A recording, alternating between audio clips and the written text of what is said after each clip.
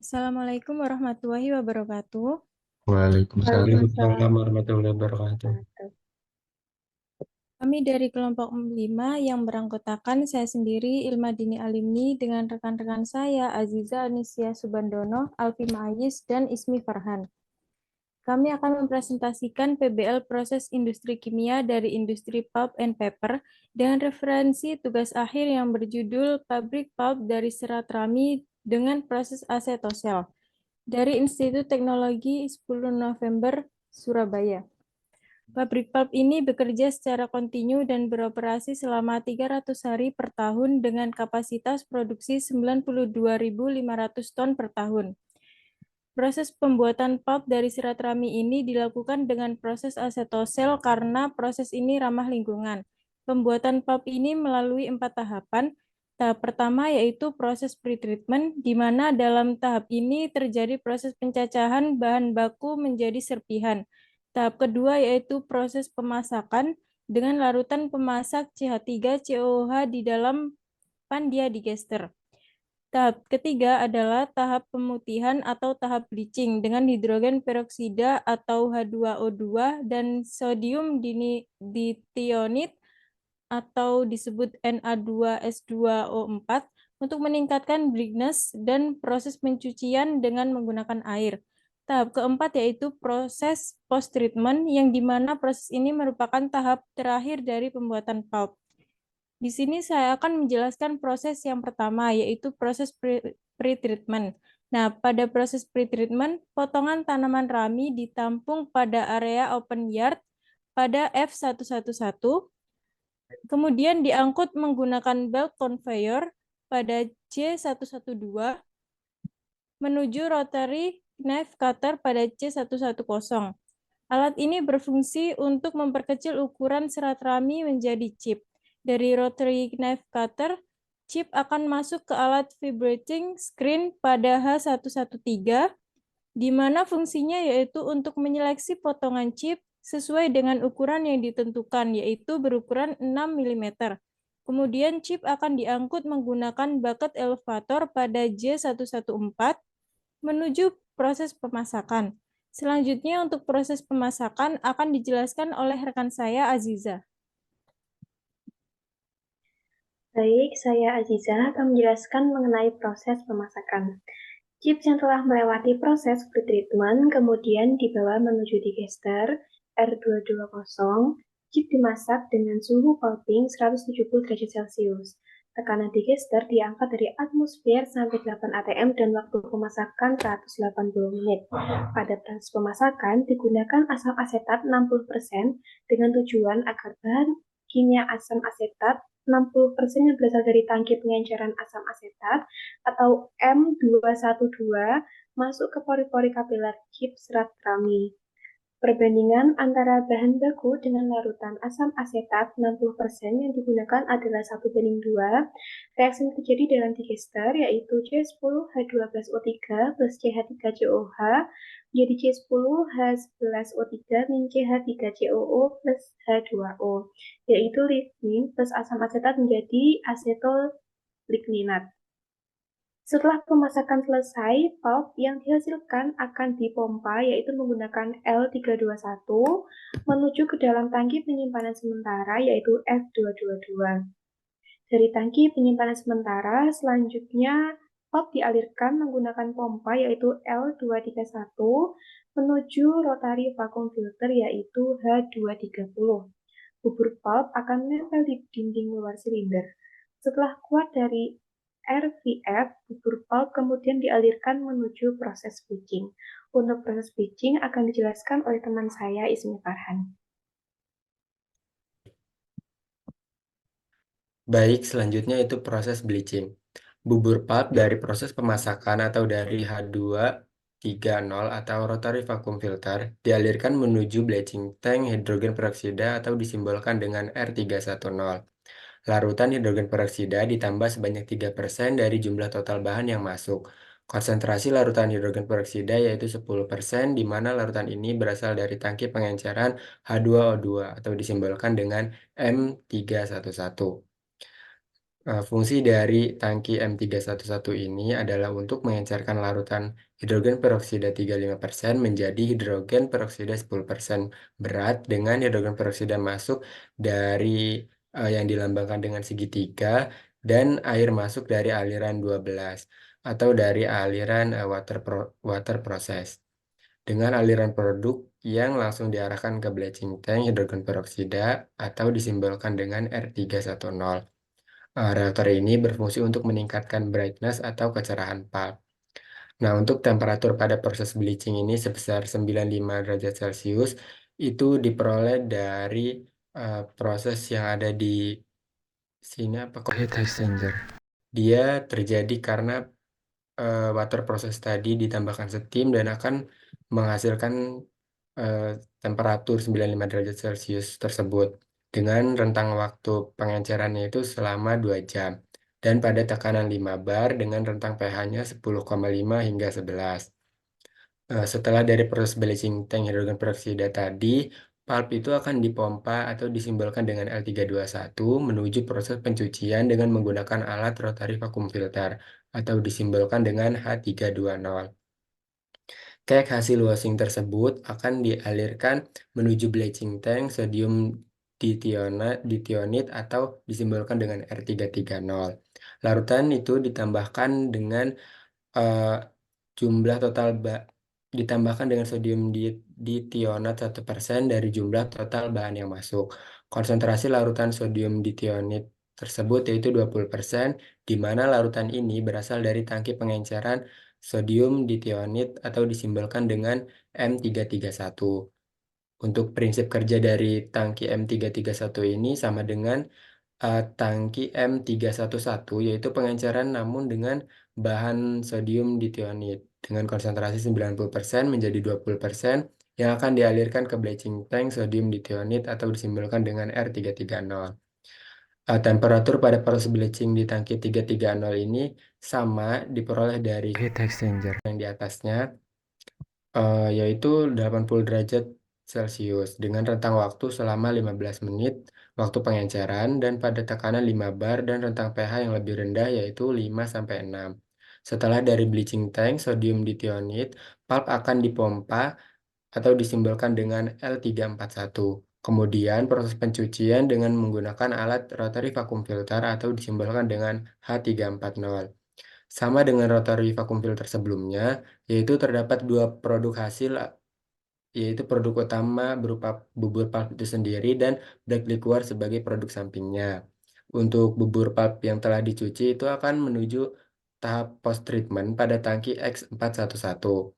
Sedangkan black liquor tersebut dari rotary vacuum filter sebelumnya dari H230 dan H320 juga itu nanti akan ditampung ke bak penampung dan akan masuk ke proses pengolahan limbah.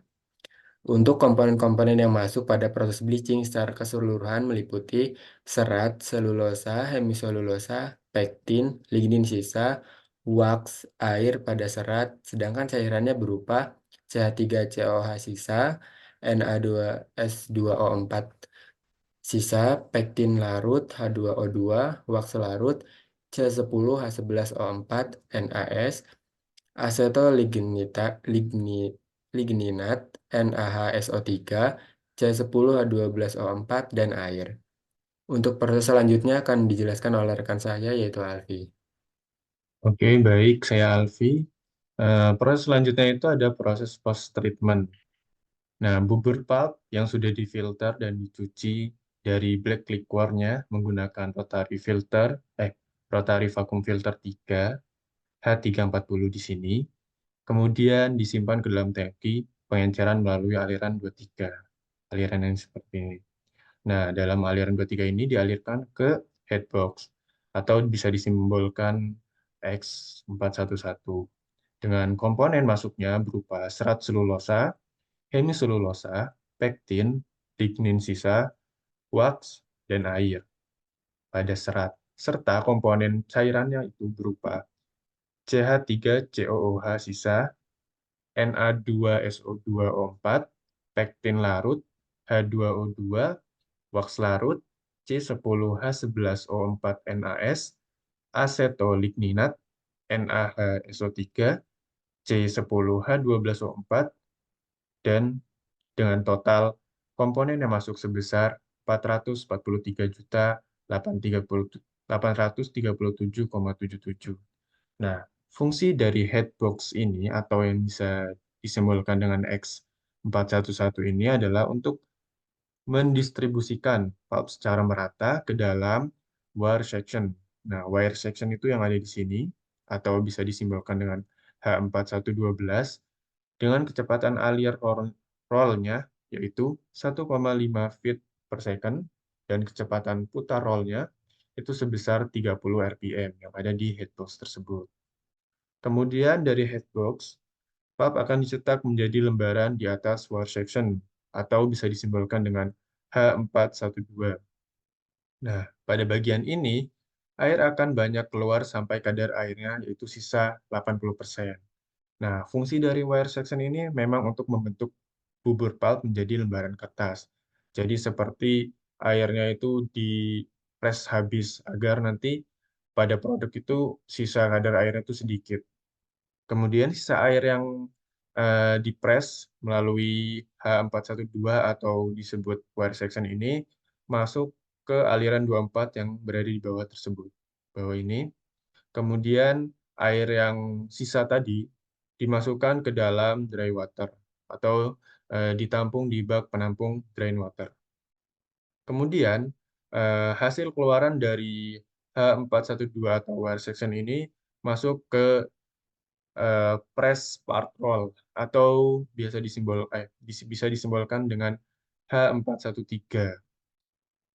Nah, komponen yang masuk atau komponen keluaran dari H412 atau wire section ini yaitu ada serat berupa serat selulosa, hemiselulosa, pektin, lignin sisa, wax, dan juga cairannya itu berupa CH3COOH sisa, Na2S2O4, pektin larut, H2O2, wax larut, C10H11O4, NaS, asetolignit, NaHSO3, C10H12O4, dan juga air. Dengan total komponen yang masuk sebesar ke dalam press part roll atau disimbolkan H413 ini, 412.709,79.